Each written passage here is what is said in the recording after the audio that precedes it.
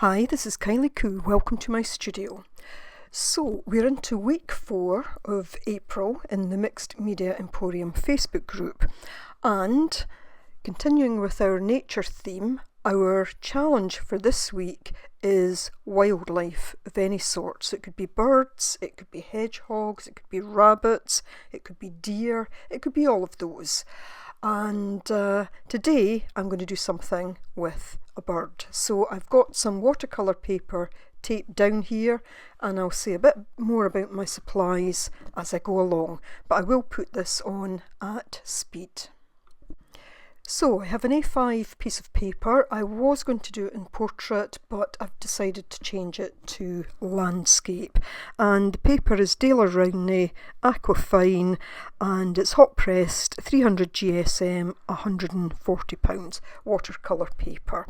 I'm going to use my Winsor & Newton Cotman watercolours, and today I'm just going to reflect a bit of what's going on in the garden. And at the moment the garden is absolutely full of birds and lots of blackbirds, and I go out and I feed them every morning, and as soon as they see me they race to the feeding stations. In fact, sometimes they just about fly into me, they're going that fast. So I'm just going to mix up some colours here for sky and for kind of grass, and we'll take it from there. So just putting on a very light wash to begin with, and you'll see I go back 2 or 3 times and just add a bit more water. Now it's lovely weather here today. It's quite hot. My studio was very hot. When I say it's hot, for some of you it probably doesn't feel like that. It's 60 degrees Fahrenheit here. I think it got up to, I don't know, that was about 13-14 centigrade, but to me that is just lovely weather. That would do me for summer. That would do me all year round. So the studio was very hot, so these watercolours were drying quite quickly, but you will see me taking out my heat tool every so often just to make sure that everything's fully dry before I go in with anything else. So I just keep laying down blue for the sky, green for the grass, until I get it to a kind of depth that I want it to, but I will come back and add more later. But I give it a good dry at this stage. Here I am, just going in again with another layer. So off camera I've sketched a blackbird. Now I'd intended to make this quite whimsical. It is whimsical in a way, perhaps not quite as much as I intended. But what I want to do now is to start to put some colour onto the blackbird, and obviously it will be black. But I put on just a kind of thin layer to begin with, and you'll see that I kind of leave the wing meantime, because I want to make sure I still know where that is. So I've put this on extra fast. I didn't want to kind of jump forward, just in case you wanted to see how I did it. So obviously leaving the beak and leaving the eye. Then I'm going in on the tail, and I think, yes, I go in with another coat on the main part of the bird's body, just trying to layer the colour up all the time. You'll see I've left a little bit down its chest area. That's because on blackbirds, when you see them there, it just looks sometimes just that little bit different, so I just want to bring that out. Putting its legs on. Legs are definitely whimsical, and just putting on a kind of thicker layer of paint with a smaller brush, just to give an indication of the tail feathers. Now going in and doing the wing. I did go around that with a kind of thicker layer of paint, less diluted, and now going on to the chest area, just to put some little marks. It's not marks like, or as obvious marks as you would see on a thrush, but certainly I've noticed they all have, I don't know if it's just because it's slightly shorter feathers, but you can definitely see a difference in that area. So all the time just looking to add kind of little bits of detail or to do some outlining, as I'm doing here. I need to turn paintings round at times. I just find it easier to kind of turn them round rather than working with them in the one position. And you'll see at some point that I'd obviously leaned on a kind of damp bit, and I do transfer a little bit of that onto the, I think it's a grass area, maybe a bit in the sky as well. But that will be taken care of. There you can just see it under my hand there. So again, on the wing area, just doing little brush strokes just to show that there's feathers there.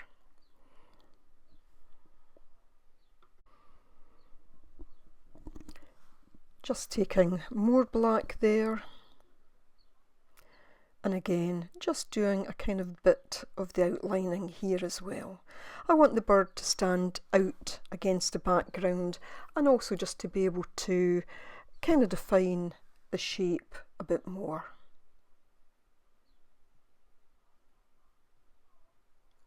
So if you're not a member of the Mixed Media Emporium Facebook group but you'd like to join us, then I will leave a link below. And there are some entry questions. You need to answer 4 questions, which includes agreeing to the group rules to gain entry to the group. If you don't answer them, then you are automatically declined. But it's a great group, and you know, there's some amazing artwork, some wonderful artwork. Everybody that contributes just puts so much into it. It really is a pleasure to be a part of the group. So I'm now using Coliro Pearl colours. The set I have is gold and silver. So, you know, these are shiny, and I wanted to just add a little bit to the bird so that there'd be something that when the light hits it. So I'm going to do his beak and around his eye in the gold, because this is a male blackbird, and he has a yellow beak and he also has yellow around his eye. So I just decided to do them in gold. I could have used just ordinary watercolour for this, but like I say, just thought, well, let's make him even more spectacular. Although can't get more spectacular than the real thing. It's quite nice thick paint, this, the way it goes on. It takes a fair bit of water, I think, to activate it, but I really like it. It is, for me, it's more for kind of highlights, and I will later on use the silver that's in there as well on the wings, etc. So now going back to my Winsor & Newton watercolours, and I think what I'm going to do here is to start to put a bit more interest on the grass and then on the sky. It just felt very flat at this stage, so just want to give it really a kind of feeling of some texture in it. Now, as with other weeks, if you're in the Mixed Media Emporium Facebook group, you are free to interpret the challenge and the prompt in any way you want. All we ask is that for this week, it's related to wildlife. But obviously you can go back and do any of the previous prompts and challenges if you want. So it could be paint, it could be fibre, fabric, it could be anything at all, whatever you want to work with. So now I'm taking some of the silver, and I'm just going to put little bits of silver into the tail and the wing area and a little bit onto the body. And this is just to show that although, you know, for the main part the blackbird is black, you do, when you see the light hitting it, you do catch little glimpses of brightness coming off the wings. So I just wanted to try and reflect that a little bit. Going back to the gold again, and you'll see me here just putting some little dots down, and these are going to become daisies because the daisies have already started to come out on the grass as well. And I have to say I love daisies as well. A little bit more on the beak and around the eye. And you'll see me swapping between palettes because obviously I want some things left to dry. So now I'm just putting in little stroke marks just to kind of represent the grass. I'm not going to do the whole area. I do a fair bit of it, but not the whole area. This is just a kind of representation of it.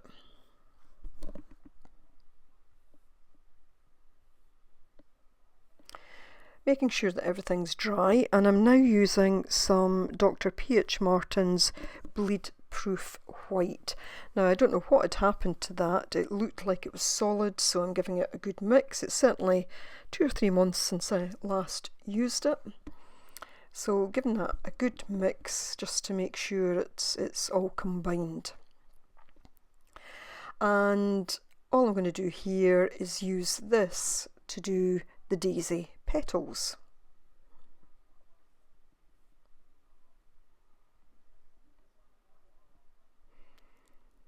So I'm just going to go around those little gold circles, just using my white, just very little strokes.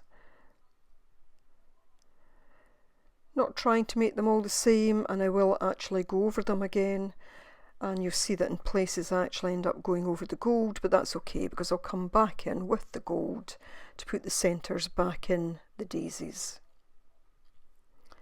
And in a moment I will jump ahead. There we go. So got my daisies done, put another layer on them, but I decide that I actually want some more towards the back of the grass at the right hand side. So just gonna, not got the gold in the middle here, so I will put that back in when I'm going over the others anyway. So just a few more little daisies there.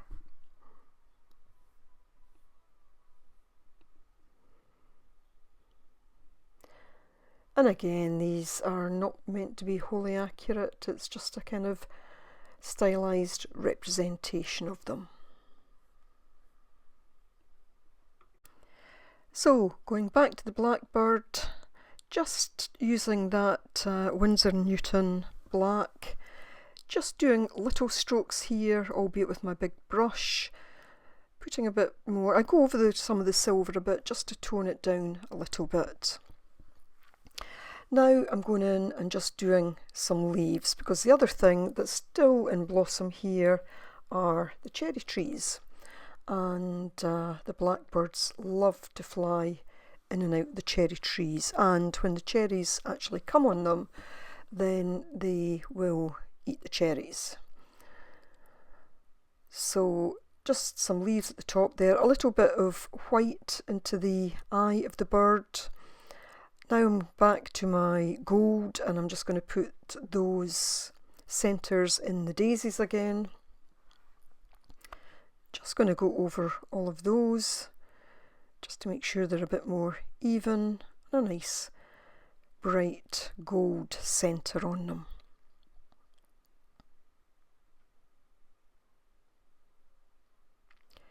You'll see that I have my paper taped down just with some masking tape. That just helps keep it flat, stops it from warping quite as much. Putting the centres in those other daisies while I'm there.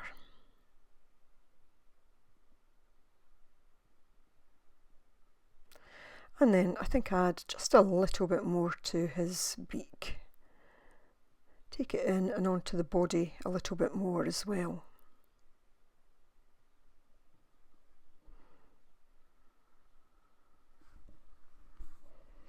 And some of the young blackbirds have already hatched. I've found a couple of the eggshells in the garden, and also seen them going about the garden, so that's a nice sight for this time of year.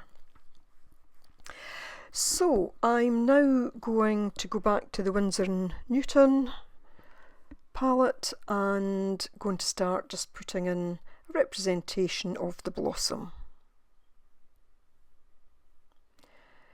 Now, most of the blossom on my trees is actually white. There's a slight pinkish to it in places, but I just decide to do a kind of pink here. It just adds a bit more colour to the actual piece.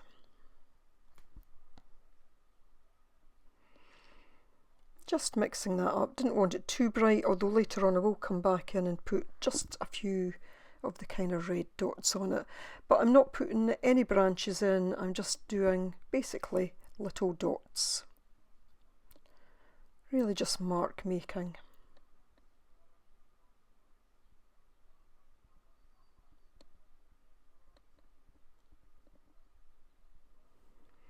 So I'd love to know what your favourite bird is. I mean, I like them all. In the garden I have the blackbirds, robins, house sparrows, finches, collared doves, wood pigeons, oh, just everything. Jackdaws. Today I saw a starling, the first one of the year. They are hungry horses, so they will try and get in for the food now before any of the others can get in. Yeah, I'm just dabbing in some of the red, just to create a bit more interest on the page.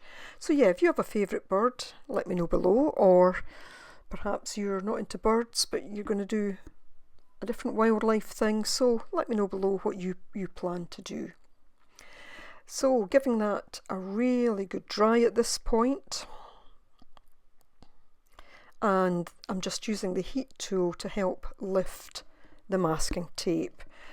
So don't forget to check out Nina's channel to see what she's done for this week's prompt. I do hope you've enjoyed seeing me create my blackbird, and I look forward to seeing you in the Mixed Media Emporium Facebook group. Thanks for watching, take care, bye for now.